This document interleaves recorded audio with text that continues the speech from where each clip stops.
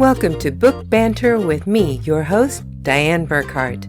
I hope you will join me every Wednesday as we explore all things to do with, well, books. Let's get on with our show today. Hello, my happy people, and welcome to our holiday hiatus episodes. These are the special episodes that are being broadcast between our third and fourth podcast season. Now, normally, in between our seasons, what we like to do is to just replay the best of episodes from the previous season as we get ready to start up the next one. But this year, we made our first trip to the Frankfurter Buchmesse in Frankfurt, Germany, which happens to be the largest publishing convention in the world. And we spoke to some fantastic people there and decided that instead of playing our best of episodes this year, we were going to share those interviews from the floor of the convention with all of you during that time. So for the next couple of weeks from December 18th, you will be hearing our special Frankfurter Buchmesse interviews during our holiday hiatus. And then, of course, Season 4 of Book Banter with Dianne Burckhardt, your book talk podcast, will start up again with new interviews on Wednesday, February 5th. But until then, let's get into today's interviews. I hope you like everything that we're bringing you over our hiatus, and be sure to come back for Season 4. And now, please welcome cosplayer Hannah Gässler to Book Banter with Dianne Burckhardt. We are back at the Frankfurt Buchmesse, and one of the things that is absolutely fabulous, you will not only find publishers and agents and scouts and authors, you will also find a lot of cosplayers here. And today I'm talking with one. Would you like to tell everybody who you are and what is your outfit? I'm Hannah. I'm 24 years old, and I think I'm doing cosplay since about 10 years. And my outfit today is Ashoka from Star Wars. Mm-hmm.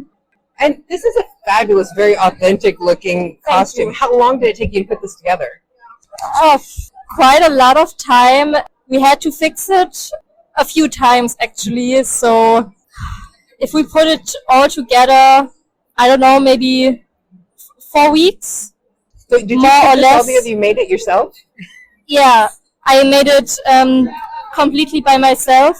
Wow, that's amazing. You did a fantastic job, especially the headpiece. That is so hard to get that to look good. Yeah, I actually did it about 3 times until it looks like this. Mm-hmm. And yeah, it took a lot of time to do it. So what is it actually made out of? It's EVA. It's like some kind of foam. It looks absolutely fantastic. Thank you. Do you do any other different cosplays? Quite a lot, actually. Mm-hmm. For example, CL Phantom Hive from Black Butler, but also Katara from The Last Airbender. Mm-hmm. I can't even put it all together because, also from a game, Zelda, for example. I love Zelda. I think in total I have maybe a bit over 15 cosplays when I count all outfits together. That's amazing. Now, I know Comic-Cons are a very big thing here in Germany. Yeah, do you attend those as well? Yeah. Not every year, though. It always depends on, the schedule, but I try to. I know, definitely my husband and I always hit the ones in Dortmund. Those are, just huge and so much fun. I usually go to Stuttgart, Comic-Con. Where did I went to also? Mostly Stuttgart, I think, because it's the closest. And Leipzig. It's also connected with the book convention there. So now, do you have any other costumes that you're planning for the future that you haven't done yet? Yeah, I'm working on especially one right now. It's from the movie The Great Wall, Commander Lin. It's full, armor. It's a full armor outfit. So we will see how it goes. Yeah, it takes a lot of time. I think I already spent 4 weeks on that. It's amazing because it looks absolutely fabulous. Thank you. Thank you so much for talking to us today. You're welcome. Please welcome our next guest being interviewed by our IT reporter Pedro Burckhardt, Jörg Osrich with Climate Hackers. Good morning to you. Good morning. Could you please tell me your name and about your company? My name is Jörg Osrich, and I'm founder of the Climate Hackers initiative. So currently we are here at the book fair to present our Climate Hackers playbook that helps organizations to quicker transform to a climate neutral circular economy business. And you can see the game prototype here. There are some cards involved, playing cards with which you can play that through. That's the reason why I'm here, but I understand that you also would like to talk about AI, and there's another branch that we do, which is what we call 3D Twins Trainbow, which is a framework for training AI models or improving the training of AI models by generating multispectral 3D synthetic data sets. Okay. So meaning we build artificial trees and artificial forests that is highly realistic in multispectrum more than visible light. And when we inject those in training data where AI models are weak, we can significantly improve their results. And we have won a prize at the data run last year. Since you are so advanced in the topic, how do you think in general AI will impact the publishing industry? Well, it already did.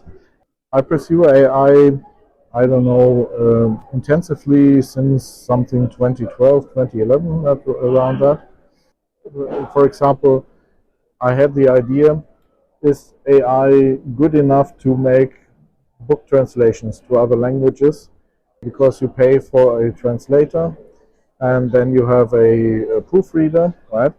And if this would be good enough, maybe you can have lower costs for the translation. And we made a study with a company which is doing social media posts and stuff all around the world.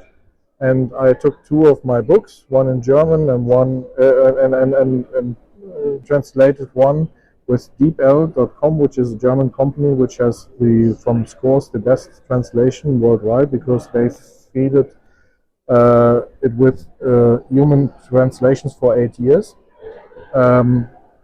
And they found out, okay, the quality of the translated books in English and in Spanish is that good that we can just put a proofreader on it, and so we can save 2,500 to 3,000 euros per book for translation. So it started a long time ago, and when you now look at generative AI, maybe images that you can very well use for concept art or writing texts, it's quite amazing what is possible on the one hand. On the other hand, yesterday I created a press release at OpenPR.de with their AI assistant, and the phrasing was it's so over the top, and you wouldn't write that. So there's still a way, but you can get the AI to be trained in such a way that you really can use it. And for example, one thing is I can just throw in some books, upload them to ChatGPT, say I create my own GPTs from that, and then I can ask questions. So what is the main plot of the book, and where does this lead? Is this realistic that this character does this? So you can build knowledge bases, and you can ask the system things that formerly were only possible with expert systems, which were very expensive to build. So the impact is already there, and we can have, I think we can't ignore it. We should see how can we take advantage of that by producing more creative content. That's one thing. The other thing is there are legal issues that are currently in several courts. So we have to wait what is the outcome, because of course it's not the best behavior that you just train your AI model from scientific data all around the world. There are data sets you may use for scientific studies, but those data sets explicitly state that they shall not be used commercially, which is currently the case. That brings me to my two next questions. One thing that I heard from our people here is about if AI might break the copyrights issues. Yeah. And the other topic is how much governance do we need to have AI in our industry? I think it's important that we get some results and some from the courts, because you need clarity and safety in your business decisions. But the market is in first, the advancements are, and I'm a bit of an expert there, but the advances are really overwhelmingly, and in speed it's really amazing, so you can't stop that. There is no preventing that. It's the same like in, I don't know, 150 years ago, or when they tried to stop machinery from doing the job of people in factories, and this didn't stop it either. So this will not happen here. But it's important to have measurements and regulations, and that we are more able to track, was this training data used that there is copyright on, and that the company should pay the authors in respect, so that it can be used. Yeah, this is important because I challenge big software companies to tell me, for example, are your AI applications or your AI models under regulated industries already approved? The answer was, I don't know. Yeah. That means no. So there's a new European AI Act, which comes into place currently, and there's a grace period, but it's getting more and more important to look at that, and how do you use AI, or how do you build your own models, but it will mainly affect, I think, the large models offered by Microsoft, OpenAI, and others.